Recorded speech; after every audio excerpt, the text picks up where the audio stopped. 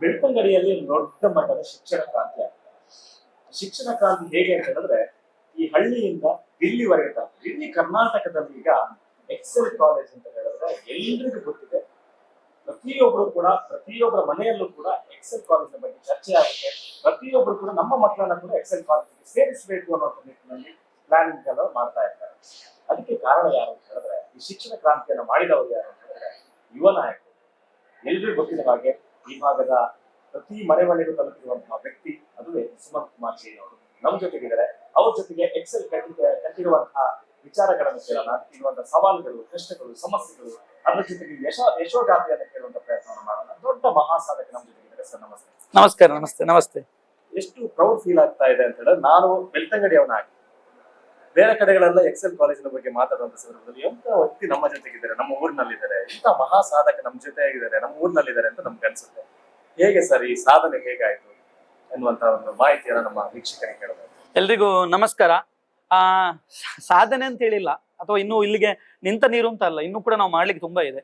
ನಾನು ನಿಜವಾಗಿ ಅಂತ ಹೇಳಿ ನಾವು ಕಾಲೇಜ್ ಮಾಡಬೇಕು ಅಥವಾ ದೊಡ್ಡ ಸಂಸ್ಥೆ ಕಟ್ಟಬೇಕು ಅಂತ ಹೇಳೋ ಉದ್ದೇಶ ಕೂಡ ಇರಲಿಲ್ಲ. ಸಣ್ಣದಾಗಿ ನಾನು ಉಜಿರೆಯಲ್ಲಿ ಕೋಚಿಂಗ್ ಕ್ಲಾಸ್ ಅನ್ನು ಸಣ್ಣದಾಗಿ ಸ್ಟಾರ್ಟ್ ಮಾಡಿದೆ. ನಾನು ಮೂಡಬಿದ್ರೆ ಆಳ್ವಾಸ್ PUC ಕಾಲೇಜಲ್ಲಿ ಕೆಮಿಸ್ಟ್ರಿ ಲೆಕ್ಚರ್ ಆಗಿ ವರ್ಕ್ ಮಾಡುವಾಗ ಉಜಿರೆಯಲ್ಲಿ ಗ್ರಾಮೀಣ ಪ್ರದೇಶ ಒಂದು ಆರ್ಥಿಕವಾಗಿ ಹಿಂದುಳಿದಂತ ವಿದ್ಯಾರ್ಥಿಗಳಿದ್ರೆ ಪ್ರತಿಭಾನ್ವಿತ ವಿದ್ಯಾರ್ಥಿಗಳಿಗೆ ಉಚಿತವಾಗಿ 4 ವಿದ್ಯಾರ್ಥಿಗಳಿಗೆ ನಾನು ಸ್ಟಾರ್ಟ್ ಮಾಡಿದಂತ ಕೋಚಿಂಗ್ ಸೆಂಟರ್. ಆಮೇಲೆ ನಮ್ಮ ಕ್ಲಾಸ್ ನೋಡಿ ನಮ್ಮಲ್ಲಿ ಒಳ್ಳೆಯ ಪ್ರತಿಭಾನ್ವಿತ ಬೋಧಕ ಸಿಬ್ಬಂದಿಗಳಿದ್ರು. ಅವರನ್ನು ನೋಡಿ ತುಂಬಾ ಮಂದಿ ಪೇರೆಂಟ್ಸ್ಗಳು ರಿಕ್ವೆಸ್ಟ್ ಮಾಡಿದ್ರು, ನಮ್ಮ ಮಕ್ಕಳಿಗೆ ಕೋಚಿಂಗ್ ಬೇಕು, ನಮ್ಮ ಮಕ್ಕಳಿಗೆ ಕೋಚಿಂಗ್ ಬೇಕು, ನಮ್ಮ ಮಕ್ಕಳಿಗೆ ಕೂಡ ನಿಮ್ಮಲ್ಲಿ ಸೇರಿದ್ರೆ ತುಂಬಾ ಇಂಪ್ರೂವ್ ಆಗಿದ್ದಾರೆ ಎಲ್ಲ ಮಕ್ಕಳು ಅಂತ ಹೇಳುವಂತ ಮಾತು ಕೇಳಿದ್ರು. ಆಗ ನಂಗೆ ತುಂಬಾ ಖುಷಿ ಆಯ್ತು. ಹೌದಲ್ವಾ ಅಂತ ಹೇಳಿ ಆಮೇಲೆ ನಾವು ಈ ಕೆಮಿಸ್ಟ್ರಿ ನಾನು ಮಾಡ್ತಾ ಇದ್ದೆ, 10th ಸೈನ್ಸ್ ಮ್ಯಾಥ್ಸ್ ನಾನು ಕೋಚಿಂಗ್ ಕೊಡ್ತಾ ಇದ್ದೆ. ಆದ್ರೆ ಎಲ್ಲಾ ಸಬ್ಜೆಕ್ಟ್ ನ ಬೇರೆ ಬೇರೆ ಟೀಚರ್ ಕರೆದು ಒಂದು ಮಿನಿಮಮ್ ಫೀಸ್ ಇಟ್ಕೊಂಡು ಸ್ಟಾರ್ಟಿಂಗ್ ಅಲ್ಲಿ ನಾವು ಸ್ಟಾರ್ಟ್ ಮಾಡಿರುವಂತದ್ದು. 2016ರಲ್ಲಿ 4 ವಿದ್ಯಾರ್ಥಿಗಳು, 2017ಕ್ಕೆ ಆಗುವಾಗ 100 ವಿದ್ಯಾರ್ಥಿಗಳಾದ್ರು, 2018ಕ್ಕೆ ಆಗುವಾಗ 300 ವಿದ್ಯಾರ್ಥಿಗಳು, 2019ಕ್ಕೆ 400 ವಿದ್ಯಾರ್ಥಿಗಳಾದ್ಮೇಲೆ ಪೇರೆಂಟ್ಗಳು ಡಿಮಾಂಡ್ ಬಂತು, ನೀವು PUC ಕಾಲೇಜ್ ಯಾಕೆ ಮಾಡಬಾರ್ದು ಅಂತ ಹೇಳಿ. ಎಲ್ಲಿ ಮಾಡುದು ಅಂತ ಆಲೋಚನೆ ಮಾಡ್ತಾ ಇದ್ದೇವೆ. ನಮ್ಗೆ 2 ರೀಸನ್ ಇತ್ತು ಎಲ್ಲಿ ಮಾಡುದು ಅಂತ ಹೇಳಿ. ನಂಗೆ ನನ್ನ ಜೀವನದಲ್ಲಿ 2 ಪ್ರಮುಖ ಅಂಶಗಳು, ನನ್ನ 2 ಕಣ್ಣುಗಳು ಅಂತ ಹೇಳಿ ತಪ್ಪಾಗ್ಲಿ. ಯಾಕಂತ ಹೇಳಿದ್ರೆ ನಾನು ನನ್ನ ಜೀವನದಲ್ಲಿ 2 ನಿರ್ಧಾರಗಳೇನಿದೆ ಅದು ನನ್ನ ಜೀವನದ ಒಂದು ಯಶಸ್ವಿ ಕಾರಣ ಆಗಿದೆ. ಒಂದು ಯಾವುದು ಅಂತ ಹೇಳಿದ್ರೆ ಪರಂ ಪೂಜ್ಯ ಕಾವಂದ್ರ ನಾನು ರತ್ನ ಮನಸ್ಸಲ್ಲಿ ಸೇರಿರುವಂತ. ಆ ಕಾಲದಲ್ಲೆಲ್ಲ ಟ್ರೆಂಡ್ ಇತ್ತು, CBSE ICSE ಟ್ರೆಂಡ್ ಇತ್ತು, ಇಂಗ್ಲಿಷ್ ಮೀಡಿಯಂ ಟ್ರೆಂಡ್ ಇತ್ತು. ನಾನೊಬ್ಬ ಕನ್ನಡ ಮೀಡಿಯಂ ಅಲ್ಲಿ ಓದಿದವ. ಯಾಕಂದ್ರೆ ಮನೇಲಿ ತುಂಬಾ ಕಷ್ಟ ಇತ್ತು, ಆರ್ಥಿಕವಾಗಿ ಕೂಡ ತುಂಬಾ ಬಡತನ. ಆ ಸಂದರ್ಭದಲ್ಲಿ ನನ್ನ ಹತ್ರ ಹಣ ಇಲ್ಲ ಅಂತ ಹೇಳುವ ಕಾರಣಕ್ಕೆ ನಾನು ರತ್ನ ಮನಸ್ಸು ಸೇರಿದ್ದೆ. ಅದು ನಂಗೆ ಅನಿಸ್ತಾ ಇತ್ತು ಆಗ ನಾನೊಂದು ಒಳ್ಳೆ ಶ್ರೀಮಂತ ಆಗ್ತಿದ್ರೆ ನಾನು ಕೂಡ ಇಂಗ್ಲಿಷ್ ಮೀಡಿಯಂಗೆ ಅಥವಾ ಶ್ರೀಮಂತರಾಗಿ ನಾನು ಇರ್ತಾ ಇದ್ದೆ ಅಂತ ಹೇಳಿ. ಆದ್ರೆ ನಾನು ಅಲ್ಲಿರುವಾಗ ಯಾವಾಗ್ಲೂ ನಾನು ರಿಗ್ರೆಟ್ ಮಾಡ್ತಿದ್ದೆ, ನಾನು ರತ್ನ ಮನಸ್ಸಿಗೆ ಸೇರಬಾರ್ದಿತ್ತು, ಅಥವಾ ಅಲ್ಲಿ ತುಂಬಾ ಕಷ್ಟ ಇತ್ತು. ಬೆಳಿಗ್ಗೆ ಎದ್ದು ಹಾಲು ಕರಿಬೇಕು, ತೋಟದ ಕೆಲಸ ಮಾಡ್ಬೇಕು, ಸಗಣಿ ತೆಗಿಬೇಕು, ಎಲ್ಲ ಕೆಲಸ ಮಾಡ್ಬೇಕಿತ್ತು, ಗಂಜಿ ಚಟ್ನಿ ಊಟ, ಹಾಗಾಗಿ ತುಂಬಾ ತಣ್ಣೀರು ಸ್ನಾನ ಕಷ್ಟ ಅಂತ ಅನಿಸ್ತಾ ಇತ್ತು. ಆದ್ರೆ ನಾನು ಯಾವಾಗ ರತ್ನ ಮನಸ್ಸಿಂದ ಹೊರಗೆ ಬಂದೆ ಅಥವಾ ನಾನು ಸಿದ್ಧವನದಲ್ಲಿ ಮತ್ತೆ ಹೊರಗೆ ಬಂದು ನಮ್ಮ ಸ್ವಂತ ಕಾಲ ಮೇಲೆ ನಾವು ಯಾವಾಗ ನಿಲ್ಲಿಗೆ ಸ್ಟಾರ್ಟ್ ಮಾಡಿದೆವು, ಆಗ ನಂಗೆ ಅದರ ವ್ಯಾಲ್ಯೂ ಅರ್ಥ ಆಗ್ತದೆ. ಯಾಕಂತ ಹೇಳಿದ್ರೆ ಅದು ಜೀವನದ ಒಂದು ಶಿಕ್ಷಣ ಅಂತ ಹೇಳಿದ್ ತಪ್ಪಾಗ್ಲಿ. ಯಾಕಂದ್ರೆ ನಾವು ಓದಿರುವಂತದ್ದು ಏನಿದೆ ಅದು ನಂಗೆ ಒಬ್ಬ ಕೆಮಿಸ್ಟ್ರಿ ಲೆಕ್ಚರ್ ಆಗಿ ಮಾತ್ರ ಯೂಸ್ ಆಗಿರುವಂತದ್ದು. ಆದ್ರೆ ನಾನು ಜೀವನದಲ್ಲಿ ಪಡೆದುಕೊಂಡಿರುವಂತಹ ಪಾಠ ಏನಿದೆ ಅದು ಪರಂ ಪೂಜ್ಯ ಕಾವಂದರ ಆಶೀರ್ವಾದದಲ್ಲಿ ರತ್ನ ಮನಸ್ಸ ಮತ್ತು ಸಿದ್ಧವನದಲ್ಲಿ ಏನು ಓದಿದ್ದೇನೆ ಅದು ನನ್ನ ಜೀವಮಾನ ಇಡೀ ನಂಗೆ ಉಪಯೋಗ ಆಗ್ತಾ ಉಂಟು. ಯಾಕಂದ್ರೆ ಇಷ್ಟು 4,000 ವಿದ್ಯಾರ್ಥಿಗಳಿಗೆ ಏನಿಗೆ ನಮ್ಮ PU ಕಾಲೇಜಲ್ಲಿ ಇದ್ದಾರೆ, ಅಷ್ಟು ವಿದ್ಯಾರ್ಥಿಗಳನ್ನ ನಾವು ರನ್ ಮಾಡ್ಬೇಕು ಅಂತ ಹೇಳಿದ್ರೆ ಖಂಡಿತವಾಗಿ ಕೂಡ ರತ್ನ ಮನಸ್ಸದ ಒಂದು ಪ್ರಮುಖ ನನ್ನ ಜೀವನದ ಏನು ಅಭಿವೃದ್ಧಿ ಕಾರಣ ಆಗಿದೆ ಅಂತ ಹೇಳಿ ತಪ್ಪಾಗಿಲ್ಲ. ಒಂದನೇದು. ಎರಡನೇದು ಯಾವುದು ಅಂತ ಹೇಳಿ ನಾನು ಆಮೇಲೆ ಜಾಬ್ಗೆ ಎಲ್ಲಿ ಸೇರುದು ಅಂತ ಹೇಳಿ. ಆಗ ನನ್ನ ಫ್ರೆಂಡ್ಸ್ ಎಲ್ಲ ಹೇಳುದು MSc ಹೋಗಿ ಕೆಮಿಕಲ್ ಆರ್ಗ್ಯಾನಿಕ್ ಕೆಮಿಸ್ಟ್ರಿ ಒಂದು ಕಂಪನಿಗೆಲ್ಲ ಹೋದ್ರೆ ಒಳ್ಳೆ ಸ್ಕೋಪ್ ಇದೆ, ಲಕ್ಷ ಸ್ಯಾಲರಿ ಇದೆ ಅಂತ ಹೇಳ್ತಿದ್ರು. ಆದ್ರೆ ನಂಗೆ ಯಾವಾಗ ನಮ್ಮ ಹೇಳುದು, ನಮ್ಮೊಬ್ರು ಅಂಕಲ್ ಇದ್ರು ಯುವರಾಜ್ ಸರ್ ಅಂತ ಹೇಳಿ, ಎಕ್ಸಲೆಂಟ್ ಅವರು. ಅಮ್ಮ ಯಾವಾಗ್ಲೂ ಹೇಳ್ತಿದ್ರು ಅವರನ್ನು ನೋಡಿ ಕಲಿ ಅಂತ ಹೇಳಿ. ಹಾಗಾಗಿ ನಾನು ಆಗ ಇನ್ನೊಬ್ಬರ ನೋಡಿ ಕಲಿದು ಅಂತ ಹೇಳಿದ್ರೆ ನಾವು ಹಾಗೆ ಅಲ್ವಾ, ನೋಡಿ ಕಲಿಯೋದು ತಪ್ಪಿಲ್ಲ. ನಮ್ಗೆ 2 ಆಪ್ಷನ್ ಇದೆ, ಸ್ವಂತ ಬುದ್ಧಿಯಿಂದ ಕೂಡ ಕಲಿಬಹುದು ಅಥವಾ ಒಳ್ಳೆದನ್ನು ನಾವು ಇನ್ನೊಬ್ಬರದ್ದು ಒಳ್ಳೆದನ್ನು ನೋಡಿ ಕಲಿಬಹುದು. ಆಗ ನನ್ನ ಅಮ್ಮ ಹೇಳಿದ್ರು ಅವರನ್ನು ನೋಡಿ ಕಲಿ ಅಂತ ಹೇಳುವಾಗ ಅವ್ರ ಹಾಗೆ ನೀನ್ ಕೂಡ ಟೀಚರ್ ಆಗ್ಬೇಕು ಅಂತ ಹೇಳುವಂತ ಮಾತು ಹೇಳಿದ್ರು. ಆಗ ನಂಗೆ ಕಂಪನಿ ಬೇಡ, ಲೆಕ್ಚರ್ ಆಗುವ ಅಂತ ಹೇಳಿ ನಾನು ಟ್ರೈ ಮಾಡುವಾಗ ಮೂಡಬಿದ್ರೆ ಆಳ್ವಾಸ್ PUC ಕಾಲೇಜಲ್ಲಿ ಲೆಕ್ಚರ್ ಕೆಲಸ ಸಿಕ್ಕಿರುವಂತದ್ದು. ಆ ಸಂದರ್ಭದಲ್ಲಿ ನಂಗೆ ಮನಸ್ಸಿರ್ಲಿಲ್ಲ, ತುಂಬಾ ಇಂಟ್ರೆಸ್ಟ್ ಇರಲಿಲ್ಲ. ಆದ್ರೆ ನಂಗೆ ಟೀಚಿಂಗ್ ಅಲ್ಲಿ ಇಷ್ಟ ಇತ್ತು. ಅಂದ್ರೆ ಜಾಬ್ಗೆ ಹೋಗು ಅಂತ ಇಷ್ಟೇ, ನಂಗೆ PhD ಮಾಡಬೇಕು ಅಥವಾ ನಾನು ಒಬ್ಬ ಕಂಪನಿ ಮಾಡ್ಬೇಕು ಅಂತ ಹೇಳುವಂತ ಆಸೆ, ಕಂಪನಿ ಜಾಬಿಗೆ ಹೋಗ್ಬೇಕು ಅಂತ ಆಸೆ ಇದ್ರೂ ಕೂಡ ಲೆಕ್ಚರಿಂಗ್ ಕೆಲಸದಲ್ಲಿ ನಂಗೆ ಇಂಟ್ರೆಸ್ಟ್ ಇದ್ದ ಕಾರಣ ನಾನು ಮತ್ತೆ ಟೀಚಿಂಗ್ ಸೇರಿರುವಂತ 2ನೇ ನನ್ನ ಜೀವನದ ಮಹತ್ವದ ಘಟ್ಟ ಅಂತ ಹೇಳಿ ತಪ್ಪಾಗಿಲ್ಲ. ಆಳ್ವಾಸಲ್ಲಿ ನಾನು ಕೆಮಿಸ್ಟ್ರಿ ಲೆಕ್ಚರ್ ಆಗಿ ಒಂದು 10 ವರ್ಷ ವರ್ಕ್ ಮಾಡಿದ ಕಾರಣ ನೀಟ್ ಅಂದ್ರೇನು, JEE ಅಂದ್ರೇನು, CET ಅಂತ ಹೇಳಿ ನಂಗೆಲ್ಲ ಹೆಲ್ಪ್ ಆಯ್ತು. ಹಾಗಾಗಿ 2019ರಲ್ಲಿ ಈ ಪೇರೆಂಟ್ಗಳ ಡಿಮಾಂಡ್ ಮೇರೆಗೆ ಗುರುವಾಯನಕೆರೆಯಲ್ಲಿ ಸಣ್ಣದಾಗಿ ಎಲ್ಲಿ ಮಾಡುದು, ಆಳ್ವಾಸಲ್ಲಿ ಮಾಡ್ಲಿಕ್ಕಿಲ್ಲ, ನಾನು ಅಲ್ಲಿ ವರ್ಕ್ ಮಾಡ್ತಿದ್ದವ. ಉಜಿರೆಯಿಂದ ಆಚೆ ಆಗುದಿಲ್ಲ, ಯಾಕಂದ್ರೆ ನಾನು ಅಲ್ಲಿ ಓದಿದಂತ ಸಂಸ್ಥೆ ಇದೆ, ಪರಂ ಪೂಜ್ಯ ಕಾವಂದರ ಒಂದು ಶಿಷ್ಯ ಅಂತ ಹೇಳಿ ತಪ್ಪಾಗ್ಲಿಕ್ಕಿಲ್ಲ. ಹಾಗಾಗಿ ನಾನು ಎಲ್ಲಿ ಮಾಡುದು ಆಲೋಚನೆ ಮಾಡುವಾಗ ಗುರುವಾಯನಕೆರೆ ಇದೊಂದು ಸೆಂಟರ್ ಇದು. ಯಾಕಂದ್ರೆ ಈಚೆ ಉಪ್ಪಿನಂಗಡಿ ಮತ್ತೆ ಮೂಡಬಿದ್ರೆ ಇರ್ಬೋದು, ನಾರಾವಿ ಇರ್ಬೋದು, ನಮ್ಮ ಉಜಿರೆ, ನಮ್ಮ ಎಲ್ಲ ಕಡೆ ಕೂಡ ಸೆಂಟರ್ ಪ್ಲೇಸ್ ಇದು. ಮತ್ತೆ ಆ ಸಂದರ್ಭದಲ್ಲಿ ಇಲ್ಲಿ ಯಾವುದೇ PU ಕಾಲೇಜ್ಗಳು ಇರ್ಲಿಲ್ಲ. ಸೊ ಹಾಗಾಗಿ ಒಂದು ಒಳ್ಳೆಯ ರೆಸಿಡೆನ್ಷಿಯಲ್ PU ಕಾಲೇಜ್ ಮತ್ತೆ ಲೋಕಲ್ನವರನ್ನು ಸೇರಿಸಿ ನೀಟ್ JEE CET ಒಂದು ಒಳ್ಳೆ ಟ್ರೈನಿಂಗ್ ಕೊಡುವ ಇನ್ಸ್ಟಿಟ್ಯೂಷನ್ ಸ್ಟಾರ್ಟ್ ಮಾಡುವ ಅಂತ ಹೇಳಿ ಪ್ರಥಮ ವರ್ಷ 250 ವಿದ್ಯಾರ್ಥಿಗಳಿಂದ ಪ್ರಾರಂಭವಾದಂತ ಸಂಸ್ಥೆ. 250 ವಿದ್ಯಾರ್ಥಿಗಳಿಂದ ಸ್ಟಾರ್ಟ್ ಆಗಿ ಬರುವ ವರ್ಷಕ್ಕೆ 500 ಆದ್ರು, ಆಮೇಲೆ 1000 ವಿದ್ಯಾರ್ಥಿಗಳಾದ್ರು, ಇವಾಗ ಒಂದು 5000ದಷ್ಟು ವಿದ್ಯಾರ್ಥಿಗಳಿದ್ದಾರೆ. ಇದಕ್ಕೆ ಪ್ರಮುಖ ಕಾರಣ ಅಂತ ಹೇಳಿದ್ರೆ ನಮ್ಮಲ್ಲಿರುವ ರಿಸಲ್ಟ್, ಕನ್ಸಿಸ್ಟೆಂಟ್ ರಿಸಲ್ಟ್. ಯಾಕಂದ್ರೆ ಒಂದು ವರ್ಷ ರಿಸಲ್ಟ್ ಬರ್ಬೋದು, 2ನೇ ವರ್ಷ ರಿಸಲ್ಟ್ ಬರ್ಬೋದು. ಆಗ ಹೇಳ್ಬೋದು ಮಕ್ಕಳು ಓದಿ ರಿಸಲ್ಟ್ ಬರ್ತದೆ. ಹೆಚ್ಚಿನವರಿಗೆಲ್ಲ ಡೌಟ್ ಇದೆ, ಟಾಪರ್ಸ್ ಅಂತ ತೆಕೊಂಡು ಟಾಪರ್ ಮಾಡುದು. ಅಲ್ಲ, ಅದು ತಪ್ಪು. ನಮ್ಮಲ್ಲಿ ನೀವು ನೋಡಿ 10th ಅಲ್ಲಿ 60% ತೆಕೊಂಡು ಹುಡುಗ ಮೊನ್ನೆ JEE ಅಲ್ಲಿ 98% ತೆಕೊಂಡಿದ್ದಾನೆ. ಮೊನ್ನೆ ಲಾಸ್ಟ್ ಇಯರ್ ನಮ್ಮಲ್ಲಿ ಒಬ್ಬ ಹೊಸಪೇಟೆ ಹುಡುಗ ಇದೆ ಪ್ರಥಮ ಅಂತ ಹೇಳಿ, 10th ಅಲ್ಲಿ 43% ಎಲ್ಲೂ ಸಿಗ್ಲಿಲ್ಲ ಅವನಿಗೆ ಸೈನ್ಸ್ ಸೀಟ್ ಅಂತ. 43% ತಗೊಂಡಂತ ಹುಡುಗನಿಗೆ PUC ನಮ್ಮಲ್ಲಿ ಬಂದು ಸೆಕೆಂಡ್ ಪೀಸ್ ಬಿಟ್ಟು 95% ತಗೊಂಡು ಒಬ್ಬ ಸ್ಟೇಟ್ ಅಲ್ಲಿ ಟಾಪರ್ ಆಗಿದ್ದಾನೆ. ಈ ತರ ಒಂದು ಖುಷಿಯ ವಿಚಾರ ನಮ್ಗೆ. ಹಾಗಾಗಿ ಪ್ರತಿ ವರ್ಷ ರಿಸಲ್ಟ್, ಕನ್ಸಿಸ್ಟೆಂಟ್ ಆಗಿ ರಿಸಲ್ಟ್, ಆಮೇಲೆ ಹಾಗಾಗಿ ಒಳ್ಳೆ ರಿಸಲ್ಟ್ ಬಂದ ಕಾರಣ ಒಳ್ಳೆ ಅಡ್ಮಿಷನ್ ಇದೆ, ಒಳ್ಳೆ ಡಿಸಿಪ್ಲಿನ್ ಇದೆ. ಹಾಗಾಗಿ ನಮ್ಮ ಸಕ್ಸಸ್ ಕಾರಣ ಅಂತ ಹೇಳ್ಬೋದು. ನೀವೀಗ ಹೇಳಿದ್ರಿ 10th ಅಲ್ಲಿ 60% ತಗೊಂಡವರು, JEE ಅಲ್ಲಿ 98 ಅಂತ. ಸೊ ಹಾಗಾಗಿ ಈ ಒಂದು ಕ್ರಿಟಿಸಿಸಮ್ ಸಾಕಷ್ಟು ಕೇಳಿದ್ದೇವೆ ನಾವು ಕೂಡ, ಏನಂತಂದ್ರೆ ಟಾಪರ್ಸ್ ಅನ್ನ ತಗೊಂಡು ಟಾಪರ್ಸ್ ಮಾಡ್ತಾರೆ ಅಂತ. ಸೊ ಈಗ ಇದನ್ನ ನೀವು ಮಿತ್ ಅನ್ನ ಬರ್ಸ್ಟ್ ಮಾಡಿದ ಕಾರಣ ಆ ಒಂದು ಸೀಕ್ರೆಟ್ ಏನು ಸರ್? ಯಾಕಂದ್ರೆ 10th ಅಲ್ಲಿ ಬೋರ್ಡ್ಸ್ ಅಲ್ಲಿ 60 ತಗೊಂಡು ಅವ್ರು 98 ತೆಗಿತಾರೆ ಅಂದ್ರೆ ಇಲ್ಲಿಯ ಒಂದು ಯಾವ ವಾತಾವರಣ ಅವ್ರಿಗೆ ಹೆಲ್ಪ್ಫುಲ್? ಈಗ ಖಂಡಿತವಾಗಿ ಕೂಡ ಹೆಚ್ಚಿನ ಕಡೆಯಲ್ಲಿ ಏನ್ ಮಾಡ್ತಾರೆ ಅಂತ ಹೇಳಿದ್ರೆ 10th ಮಾರ್ಕ್ ನೋಡಿ ಅಡ್ಮಿಷನ್ ಮಾಡ್ತಾರೆ PUC, ಅದರಲ್ಲಿ ಕೂಡ ಸೈನ್ಸ್ಗೆ. ಬಟ್ ನಮ್ಮ ಉದ್ದೇಶ ಏನಿತ್ತು ಅಂತ ಹೇಳಿದ್ರೆ ಮಧ್ಯಮ ವರ್ಗದ ಮತ್ತು ಬಡ ವಿದ್ಯಾರ್ಥಿಗಳಿಗೆ ಅವನು ಎಷ್ಟೇ ಮಾರ್ಕ್ ಇರ್ಲಿ, ಅವನು ಟಾಪರ್ ಇರ್ಲಿ ಅಥವಾ ಎವರೇಜ್ ಮಾರ್ಕ್ ಇರ್ಲಿ, ವೀಕ್ ಮಾರ್ಕ್ ಇರ್ಲಿ, ನಾವು ಮಾರ್ಕ್ ನೋಡುದಿಲ್ಲ ಸರ್. ಅವನ ಕ್ವಾಲಿಟಿ, ಅವನಿಗೆ ಒಂದು ಒಳ್ಳೆ ಮಾರ್ಗದರ್ಶನ ನೀಡಿದ್ರೆ ಒಳ್ಳೆ ಭವಿಷ್ಯ ರೂಪಿಸಬಹುದು ಅಂತ ಹೇಳುವಂತ ಧೈರ್ಯ ಇತ್ತು ನಂಗೆ. ಯಾಕಂದ್ರೆ ನಾನೀಗ ಹೇಳಿದೆ, ಎಕ್ಸಾಂಪಲ್ ಕೂಡ ಕೊಟ್ಟೆ, ಪ್ರಥಮ ಇರ್ಬೋದು ಅಥವಾ ನಮ್ಮ ಮೊನ್ನೆ ಮಾರ್ಕ್ JEE ಮಾರ್ಕ್ ಇರ್ಬೋದು. ಅವರಿಗೆ ಏನು ಅಂತ ಹೇಳಿ, ಯಾಕೆ ಅವರಿಗೆ 10th ಅಲ್ಲಿ ಕಮ್ಮಿ ಮಾರ್ಕ್ ಇದ್ರು PUC ಅಲ್ಲಿ ಸಕ್ಸಸ್ ಆಗ್ತಾರೆ ಅಂತ ಹೇಳಿ ನಮ್ಮ ಸ್ಟ್ರಿಕ್ಟ್ ಇದೆ. ನಮ್ಮಲ್ಲಿ ತುಂಬಾ ಸ್ಟ್ರಿಕ್ಟ್ ಇದೆ. ಮೊಬೈಲ್ ಇಲ್ಲ, ಹುಡುಗಿ ಮಾತಾಡ್ಲಿಕ್ಕಿಲ್ಲ. ಬೆಳಿಗ್ಗೆ 5 ಗಂಟೆಗೆ ಎದ್ರೆ ರಾತ್ರಿ ಒಂದು 10:30ವರೆಗೆ ಅವ್ರಿಗೆ ಒಂದು ಸಿಸ್ಟಮ್ ಇದೆ, ಒಳ್ಳೆ ಸಿಸ್ಟಮ್ ಕ್ರಿಯೇಟ್ ಮಾಡಿದ್ದೇವೆ. 5ರಿಂದ 5:30 ಫ್ರೆಶ್ ಅಪ್ ಇದೆ, 5:30ಯಿಂದ 6 ಪ್ರೇಯರ್ ಯೋಗ ಇದೆ. ಆಮೇಲೆ ಬೆಳಿಗ್ಗೆ 6 ಗಂಟೆಯಿಂದ 8 ಗಂಟೆವರೆಗೆ ಅರ್ಲಿ ಮಾರ್ನಿಂಗ್ ಅವರಿಗೆ ನೀಟ್ ಕೋಚಿಂಗ್ ಇರ್ಬೋದು, JEE ಇರ್ಬೋದು, CET ಇರ್ಬೋದು, ಕೋಚಿಂಗ್ ಇರ್ತದೆ. ಆಮೇಲೆ 8:30 ತಿಂಡಿ, ಬೆಳಿಗ್ಗೆ ಬ್ರೇಕ್ಫಾಸ್ಟ್ ಇದೆ. ತಿಂಡಿ ಆಗಿ ಬೆಳಿಗ್ಗೆ 8:30ಯಿಂದ ಮಧ್ಯಾಹ್ನ 1:30ವರೆಗೆ ಇವರಿಗೆ ಬೋರ್ಡ್ಸ್ ಅಂದ್ರೆ ಥಿಯರಿ ಕ್ಲಾಸಸ್ ಇರುವಂತದ್ದು. 1:00ವರೆಗೆ ಮತ್ತೆ ಊಟ ಇದೆ. ಊಟ ಕೂಡ ತುಂಬಾ ಚೆನ್ನಾಗಿರುತ್ತೆ, ನೀವು ಊಟ ಮಾಡಿ ನೋಡಿ. ಚಪಾತಿ, 2 ಬಗೆ ಸಾರು, ಸಾಂಬಾರು, ಪಲ್ಯ, ಮಜ್ಜಿಗೆ, ಮೊಸರು, ಹಪ್ಪಳ, ಒಳ್ಳೆ ಊಟ ಇದೆ. ಊಟ ಆಗಿ ಆಫ್ಟರ್ನೂನ್ ಡೈಲಿ 2 ಗಂಟೆಯಿಂದ 5:30ವರೆಗೆ ಮತ್ತೆ NEET coaching, JEE CET coaching ಇದೆ. 5:30ರಿಂದ 6:30 1 ಅವರ್ ಸ್ವಲ್ಪ ಬ್ರೇಕ್ ಇರ್ತದೆ, ಮಕ್ಕಳಿಗೆಲ್ಲ ಆಟ ಆಡ್ಲಿಕ್ಕೆ ಬಿಡ್ತೇವೆ. ಮತ್ತೆ ಸಂಜೆ 6:30ಯಿಂದ 8:30ವರೆಗೆ ಡೌಟ್ ಕ್ಲಾರಿಫಿಕೇಶನ್ ಅಂತ ಹೇಳಿ, ಬೆಳಿಗ್ಗಿಂದ ಏನು ಕ್ಲಾಸ್ ಮಾಡಿದೇವಲ್ಲ ಅದರ ಡೌಟ್ ಕ್ಲಾರಿಫಿಕೇಶನ್. ಅದೇ ತರ ನೀವು ಹೇಳಿದ್ರಲ್ಲ, ಯಾರಾದ್ರೂ 10th ಅಲ್ಲಿ ಕಮ್ಮಿ ಮಾರ್ಕ್ ಇದ್ರೆ ಆ ಟೈಮಲ್ಲಿ ಅವರಿಗೆ ನಾವು ಅವರಿಗೆ ಫೋಕಸ್ಡ್ ಆಗಿ ಟ್ಯೂಷನ್ ಕೂಡ ಕೊಡ್ತೇವೆ. ಅವರನ್ನು 10th ಇಂದ ಹೇಗೆ ಇಂಪ್ರೂವ್ ಮಾಡುವಂಥದ್ದು 1-to-1 ಟ್ಯೂಷನ್ ಕೊಡ್ತೇವೆ. ಆಮೇಲೆ ಮತ್ತೆ 8:00ವರೆಗೆ ಡಿನ್ನರ್ ಆಗಿ 10:30ವರೆಗೆ ಮತ್ತೆ ಸ್ಟಡಿ ಅವರ್ ಇರ್ತದೆ. ಹಾಗೆ ಒಂದು ಒಳ್ಳೆ ಸಿಸ್ಟಮ್ ಕ್ರಿಯೇಟ್ ಮಾಡಿದ್ದೇವೆ. ಈ ತರ ಒಂದು ಒಳ್ಳೆ ಸಿಸ್ಟಮ್ ಇದ್ದಾಗ ಖಂಡಿತವಾಗಿ ಕೂಡ ಅವರಿಗೆ ಒಂದು ಒಳ್ಳೆ ರಿಸಲ್ಟ್ ಅಂತ ತೆಗಿಸಬಹುದು. ಯಾರು ಕೂಡ ದಡ್ರಲ್ಲ, ಯಾರು ಕೂಡ ಇಂಟೆಲಿಜೆಂಟ್ ಅಲ್ಲ. ಅವರು ಯಾರು ವರ್ಕ್ ಮಾಡ್ತಾರೆ ಅವರಿಗೆ ಮಾರ್ಕ್ ಬರುವಂಥದ್ದು ಅಷ್ಟೇ. ಹಾಗಾಗಿ PUC ಅಲ್ಲಿ, ಅದರಲ್ಲಿ ಕೂಡ ಸ್ಪೆಷಲ್ ಆಗಿ PUC ಅಲ್ಲಿ ಹೇಗೆ ಅಂತ ಹೇಳಿದ್ರೆ ಅವರಿಗೆ ಒಂದು ಒಳ್ಳೆಯ ಮಾರ್ಗದರ್ಶನವನ್ನು ನಾವು ನೀಡಿದ್ರೆ ಅವರನ್ನ ಒಂದು ಒಳ್ಳೆ ಸಕ್ಸಸ್ಗೆ ನಾವು ಕಾರಣ ಆಗ್ಬಹುದು ಅಂತ ಹೇಳು ಸತ್ಯವನ್ನು ನಾನು ಕಂಡುಕೊಂಡಿದ್ದೇನೆ.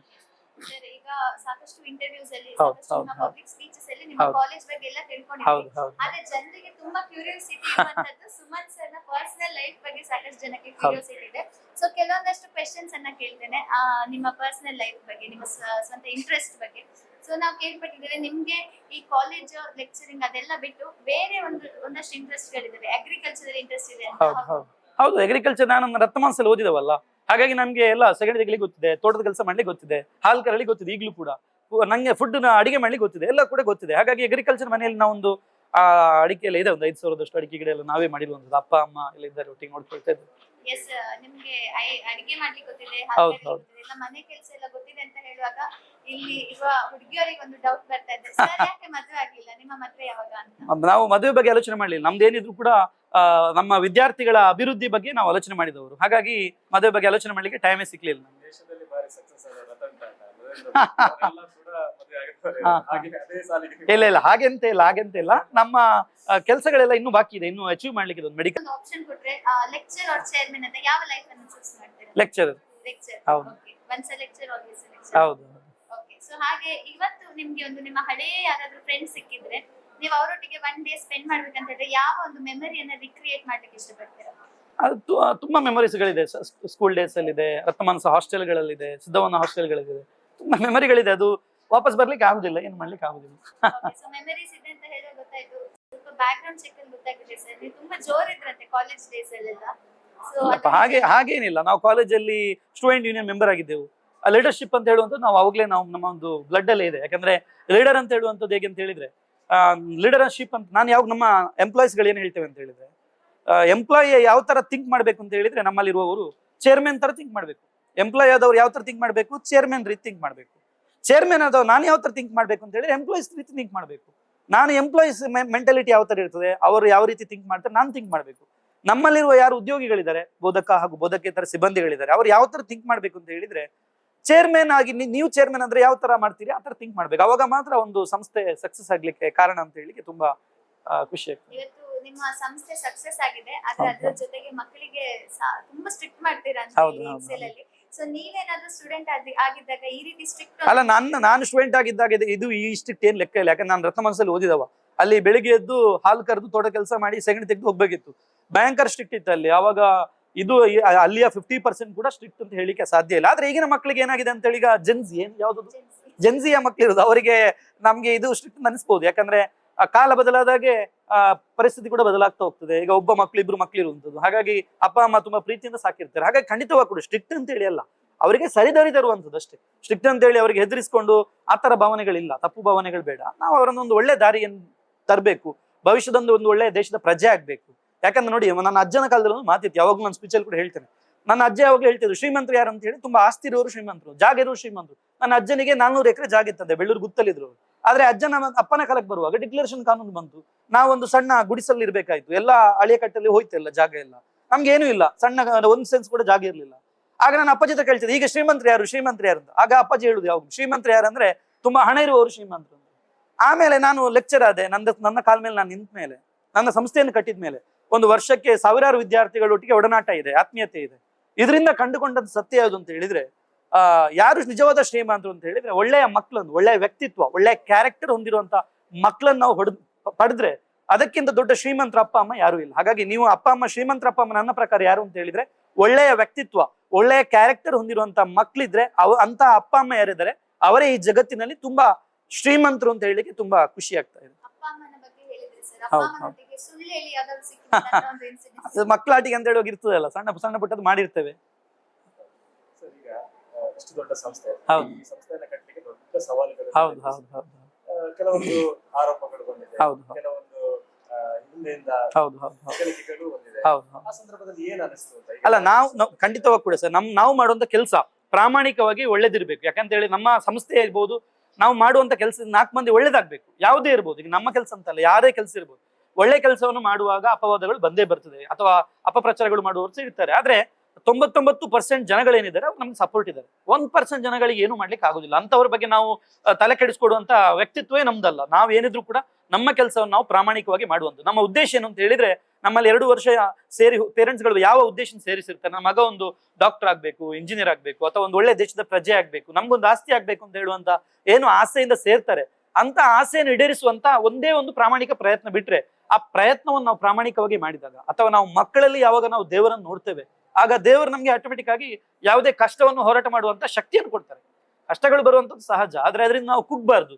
ನಮ್ಗೆ ನಾವೆಲ್ಲಿ ಯಾವ ತರ ಅಂತ ಹೇಳಿದ್ರೆ, ನಾನು ಸಣ್ಣದಿರುವಾಗ ಅಂತ ಹೇಳಿ ಅಮ್ಮ ಬಂದು ಊಟ ಮಾಡು ಅಂತ ಹೇಳಿ ಪ್ರೀತಿಯಿಂದ ಊಟ ಮಾಡಿದ್ರೆ ಮಾತ್ರ ಊಟ ಮಾಡುದು. ನಾವು ನಂಗೆ ಜೋರ್ ಮಾಡಿ ಹೊಡೆದ್ರೆ ಊಟ ಮಾಡುದಿಲ್ಲ. ಹಾಗೆ ನಮ್ಗೆ ಹೇಗೆ ಅಂತ ಹೇಳಿದ್ರೆ, ನಾವೆಲ್ಲಿ ಯಾವ ತರ ವ್ಯಕ್ತಿತ್ವ ಅಂತ ಹೇಳಿದ್ರೆ, ನಮ್ಗೆ ಯಾರಾದ್ರೂ ಏನು ನಮ್ಮನ್ನ ಇನ್ಸಲ್ಟ್ ಮಾಡಿದ್ರೆ, ಅಥವಾ ನಮ್ಗೆ ಏನಾದ್ರು ನನ್ಗೆ ಏನಾದ್ರು ನಮ್ಮ ಏನು ಎಂತ ಹೇಳುದಕ್ಕೆ ಅಭಿಮಾನಕ್ಕೆ ನಮ್ಮ ಅಭಿಮಾನಕ್ಕೆ ಧಕ್ಕೆ ಆದಾಗ ನಾವು ಇನ್ನೂ ಕೂಡ ಪುಟಿದೇಳುದು ಜಾಸ್ತಿ. ಹಾಗೆ ನಮ್ಗೆ ಈ ತರದೆಲ್ಲ ಆದಾಗ ನಮ್ಗೆ ಇದು ಇನ್ನೂ ಕೂಡ ಮೇಲೆ ಬರ್ಲಿಕ್ಕೆ ಒಂದು ದೇವರು ಕೊಟ್ಟಂತ ಅವಕಾಶ ಅಂತ ಹೇಳಿ ನಾವು ಭಾವಿಸುವರು. ಯಾಕಂದ್ರೆ ನಾವು ಹುಟ್ಟಿದ್ದೇ ಕಷ್ಟದಲ್ಲಿ ಅಲ್ವಾ, ಏನೂ ಇಲ್ಲದೆ ಅನೇಕ ಜೀವಮಾನದಲ್ಲಿ ಅವಮಾನಗಳನ್ನು ಅಥವಾ ಏನೋ ಅಪಮಾನಗಳನ್ನು ಎಲ್ಲ ಹೋರಾಟದ ಜೀವನ ನಮ್ದು. ಹಾಗಾಗಿ ಇದೆಲ್ಲ ಯಾವ ಲೆಕ್ಕವೂ ಇಲ್ಲ ನಮ್ಗೆ. ನಮ್ಮ ಏನಿದ್ರು ಕೂಡ ಹೋರಾಟ ಏನು, ಯಾವುದಕ್ಕೆ ಹೋರಾಟ ಅಂತ ಹೇಳಿದ್ರೆ, ನಮ್ಮ ವಿದ್ಯಾರ್ಥಿಗಳಿಗೆ ಒಂದು ಒಳ್ಳೆ ಭವಿಷ್ಯ ರೂಪಿಸಬೇಕು, ಅವರ ಅಪ್ಪ ಅಮ್ಮನಿಗೆ ಒಂದು ಆಸ್ತಿ ಆಗ್ಬೇಕು. ಯಾಕಂತ ಹೇಳಿದ್ರೆ ನಾಳೆ ನಮ್ಮ ಸಂಸ್ಥೆಯನ್ನು ಡೆವಲಪ್ ಮಾಡ್ಬೇಕು ಅಂತ ಹೇಳಿದ್ರೆ, ನಮ್ದು ಅಂತಲ್ಲ, PUC ಯಾವುದೇ PU ಕಾಲೇಜ್ ಅವರಿಗಿರ್ಬೋದು, ಪ್ರತಿ ವರ್ಷ ರಿಸಲ್ಟ್ ಬೇಕು. ನಾವೊಂದು ಯೂನಿಯನ್ ಇದೆ ಕುಪ್ಮ ಅಂತ ಹೇಳಿ, ಅಲ್ಲಿ ಕೂಡ ನಾವು ಮಾತಾಡುವಾಗ ಹೇಳ್ತೇವೆ, PU ಕಾಲೇಜಿನವರಿಗೆ ಒಳ್ಳೆಯ ಹೆಸರು ಬರಬೇಕು, ಅಡ್ಮಿಷನ್ ಆಗ್ಬೇಕು ಅಂತ ಹೇಳಿದ್ರೆ ಪ್ರತಿ ವರ್ಷ ರಿಸಲ್ಟ್ ಬೇಕು, ಪ್ರತಿ ವರ್ಷ ಅಡ್ಮಿಷನ್ ಮಾಡಬೇಕು. ಹಾಗಾಗಿ ನಾವು ಅದರ ಬಗ್ಗೆ ಮಾತ್ರ ಆಲೋಚನೆ ಮಾಡುವಂಥದ್ದು. ಇನ್ನು ಯಾವ ರೀತಿಯಲ್ಲಿ ನಾವು ಡೆವಲಪ್ ಮಾಡ್ಬೋದು, ನಮ್ಮಿಂದಾಗಿ ಸಮಾಜಕ್ಕೆ 4 ಮಂದಿಗೆ ಯಾವ ರೀತಿಯ ಕೊಡುಗೆಗಳನ್ನು ಕೊಡ್ಬೋದು. ಯಾಕಂದ್ರೆ ನನ್ನ ಉದ್ದೇಶ ನೋಡಿ, ನಾನು ಒಂದು ವಿಷಯ ನೆನಪಿಟ್ಕೊಳ್ಳಿ, ಒಂದು ಈ ಕಾಲೇಜ್ ಸ್ಟಾರ್ಟ್ ಮಾಡಿ 5 ವರ್ಷ ಆಯ್ತು, ಇದು 6ನೇ ವರ್ಷ, 1 ರೂಪಾಯಿ ಕೂಡ ಸಂಬಳ ತಗೊಳ್ಳಿಲ್ಲ ಸಂಸ್ಥೆಯಿಂದ. ಕೇಳ್ಬೋದು ನೀವು, ಸರ್ ನೀವು ಸಂಬಳ ತಗೊಳ್ಳಿ, ನೀವು ಹೇಗೆ ಬದುಕ್ತೀರಿ? ನಮಗೆ ನನ್ನ ಕೋಚಿಂಗ್ ಸೆಂಟರ್ ಇದೆ ಎಕ್ಸೆಲ್ ಅಂತ ಹೇಳುವಂಥದ್ದು, ಅದರಲ್ಲಿ ಬರುವಂಥ ಇನ್ಕಮ್ ಅಲ್ಲಿ ಮಾತ್ರ ನಾನು ಬದುಕಿರುವಂಥದ್ದು. ನನ್ನ ಉದ್ದೇಶ ಈಗ ವರ್ಷಕ್ಕೊಂದು ಎಷ್ಟೋ ಹಣ ಉಳಿದ್ರು ಕೂಡ ಅದರಿಂದ ಸಂಸ್ಥೆಯ ಇನ್ನೂ ಕೂಡ ಡೆವಲಪ್ ಮಾಡುವಂಥದ್ದು, ಅಥವಾ ನಮ್ಮೊಟ್ಟಿಗೆ ಯಾರು ಬೋಧಕ ಹಾಗೂ ಬೋಧಕೇತರ ಸಿಬ್ಬಂದಿಗಳಿದ್ದಾರೆ ಅವರಿಗೆ ನಾವು ಸ್ಯಾಲರಿ ಇಂಕ್ರಿಮೆಂಟ್ ಮಾಡುವಂಥದ್ದು ಇರಬಹುದು, ಅಥವಾ ಅವರ ಡೆವಲಪ್ ಅನ್ನೇ ನಮ್ಮ ಡೆವಲಪ್ ಅಂತ ಹೇಳಿ ನಂಬಿದವರು ನಾವು. ಹಾಗಾಗಿ ನಮ್ಮ ಇಷ್ಟು ದೊಡ್ಡ ಸಂಸ್ಥೆ ಡೆವಲಪ್ ಆಗ್ಲಿ ಕಾರಣ ಅಂತ ಹೇಳಿಕ್ಕೆ ತುಂಬಾ ಖುಷಿ ಪಡ್ತಾ ಇದ್ದೀನಿ. ನಿಮ್ಮ ಎಫರ್ಟ್ಸ್ ನ ಜೊತೆಗೆ ದೇವರ ಒಂದು ಆಶೀರ್ವಾದ ನಿಮ್ಮ ಮೇಲೆ ಸದಾ ಇರ್ಲಿಕ್ಕೆ ನೀವು ಸಾಕಷ್ಟು ಒಂದು ಭಕ್ತ ಅಂತ ಕೇಳಿಕೊಂಡೆ. ಹಾಗೆ ಮಕ್ಕಳಿಗೆಲ್ಲ ಎಕ್ಸಾಮ್ ಇರುವಾಗ ನೀವು ಪೂಜೆ ಎಲ್ಲ ಮಾಡಿ ಪ್ರಸಾದ ತಂದು ಅವರಿಗೆ ಆ ರೀತಿ ಒಂದು ಖಂಡಿತ ಇವತ್ತು ಕೂಡ ನಾನು ಫಸ್ಟ್ ಪಬ್ಲಿಕ್ ಎಕ್ಸಾಮ್, ಇವತ್ತು ಫಸ್ಟ್ ಡೇ. ಇವತ್ತು ಬೆಳಿಗ್ಗೆ 6 ಗಂಟೆಗೆ ಎದ್ದು ಧರ್ಮಸ್ಥಳಕ್ಕೆ ಹೋಗಿ ನಮ್ಮ ಮಕ್ಕಳ ಹೆಸರಲ್ಲಿ ವಿಶೇಷವಾದಂತಹ ಪೂಜೆಯನ್ನು ಮಾಡಿ ಮಂಜುನಾಥ ಸ್ವಾಮಿಯ ಪ್ರಸಾದವಂತಂದು ಮಕ್ಕಳಿಗೆಲ್ಲ ಕೊಟ್ಟು ಎಕ್ಸಾಮ್ ಬರಲಿಕ್ಕೆ ಹೋಗಿರುವಂತದ್ದು. ಇದು ಯಾವ ತರ ನಮ್ಮ ನಂಬಿಕೆ ಅದು. ಯಾಕಂದ್ರೆ ನಮ್ಮಲ್ಲಿ ಏನೂ ಇಲ್ಲದಾಗ ನಾವು ದೇವರು ಇಷ್ಟು ಕೊಟ್ಟಿದ್ದಾರೆ, ಹಾಗಾಗಿ ನಾವು ದೇವರನ್ನು ನಂಬುವಂತ ವ್ಯಕ್ತಿತ್ವ ನಮ್ದು. ನನ್ನ ಅಮ್ಮ ಕೂಡ ಅದನ್ನು ಹೇಳಿಕೊಟ್ಟಿರುವಂಥದ್ದು. ಯಾಕಂತ ಹೇಳಿದ್ರೆ ನಮ್ಗೆ 10 ರೂಪಾಯಿ ಏನಾದ್ರು ಉಳಿದ್ರೆ ಅದರಲ್ಲಿ 1 ರೂಪಾಯಿ ಆದ್ರೂ ನಮ್ಮ ಜೀವನ ದೇವರಿಗೆ ಕೊಡ್ಬೇಕು ಅಂತ ಹೇಳಿ ನಂಗೆ ಎಷ್ಟೋ ಗೊತ್ತಿದೆ. ನಮ್ಮ ದಕ್ಷಿಣ ಕನ್ನಡ ಮತ್ತೆ ಬೆಳ್ತಂಗಡಿ ಎಲ್ಲ ಅಥವಾ ಉಡುಪಿ ಜಿಲ್ಲೆಯಲ್ಲಿ ಯಾವುದೇ ಬ್ರಹ್ಮ ಕಲಶಗಳಿರ್ಬೋದು, ಪಂಚಕಲ್ಯಾಣ ಇರ್ಬೋದು, ಮಸ್ತಕಾಭಿಷೇಕಗಳಿರ್ಬೋದು, ಸಣ್ಣ ಹುಡುಗ ಇರುವಾಗಲೇ ಕರ್ಕೊಂಡು ಹೋಗ್ತಾ ಇದ್ರು. ನಾ ಸಾಲ ಮಾಡಿ ಆದ್ರೂ ದೇವಸ್ಥಾನಗಳಿಗೆ ಜೀರ್ಣೋದ್ಧಾರಗಳಿಗೆ ಹಣ ಕೊಡ್ತಾ ಇದ್ರು ಅಮ್ಮ. ನಾನು ಕೇಳ್ತಿದ್ದೆ, ನೀವು ನಮ್ಗೆ ಕೊಡ್ಬೇಕಾದಕ್ಕೆ ಹಣ ಇಲ್ಲ ನಮ್ಮ ಹತ್ರ, ನೀವು ಸಾಲ ಮಾಡಿ ದೇವಸ್ಥಾನಗಳಿಗೆ ಜೀರ್ಣೋದ್ಧಾರಕ್ಕೆ ಕೊಡ್ತಾ ಇದ್ದೀರಲ್ಲ ಯಾಕೆ ಅಂತ ಹೇಳುವಾಗ ಅಮ್ಮ ಹೇಳ್ತಾ ಇದ್ರು, ನಾವು ದೇವರಿಗೆ 1 ರೂಪಾಯಿ ಕೊಟ್ಟಾಗ ನಮ್ಗೆ ದೇವರು 10 ರೂಪಾಯಿ ಖಂಡಿತ ಕೊಡ್ತಾರೆ ಅಂತ ಹೇಳಿ. ಅದು ನಂಗೆ ಅನುಭವಕ್ಕೆ ಬಂದಿದೆ. ಸೊ ಆ ಉದ್ದೇಶಕ್ಕೆ ಮಾತ್ರ ನಾವು ಯಾವ್ದಾದ್ರು ಬ್ರಹ್ಮಕಲಶಗಳಿಗಿರ್ಬೋದು ಅಥವಾ ಸಾಮಾಜಿಕ ಕಾರ್ಯಕ್ರಮಗಳಿಗೆ ಭಾಗವಹಿಸುದು ಬಿಟ್ರೆ ಯಾವುದೇ ನಮ್ಗೆ ಹೆಸರು ಮಾಡುವಂಥದ್ದು ಅಥವಾ ರಾಜಕೀಯ ಮಾಡುವಂತ ಯಾವ ಉದ್ದೇಶ ಇಲ್ಲ. ನಮ್ಮ ಉದ್ದೇಶ ಏನಿದ್ರು ಕೂಡ ಕ್ಲೀನ್ ವಿಷನ್. ನಮ್ಮ ಇಷ್ಟು ದೊಡ್ಡ ಸಂಸ್ಥೆ ಇದೆ, ಇಷ್ಟು ವಿದ್ಯಾರ್ಥಿಗಳಿದ್ದಾರೆ, ಈ ವಿದ್ಯಾರ್ಥಿಗಳಿಗೆ ಒಂದು ಒಳ್ಳೇದಾಗ್ಲಿ, ನಮ್ಮಲ್ಲಿರುವಂತಹ ಬೋಧಕ ಹಾಗೂ ಬೋಧಕೇತರ ಸಿಬ್ಬಂದಿಗಳಿಗೆ ಒಳ್ಳೇದಾಗ್ಲಿ ಅಂತ ಹೇಳುವಂತ ಒಳ್ಳೆ ಉದ್ದೇಶ ಇಟ್ಕೊಂಡು ನಾವು ಸಮಾಜ ಸೇವೆಯಲ್ಲಿ ಇರುವಂತದ್ದು.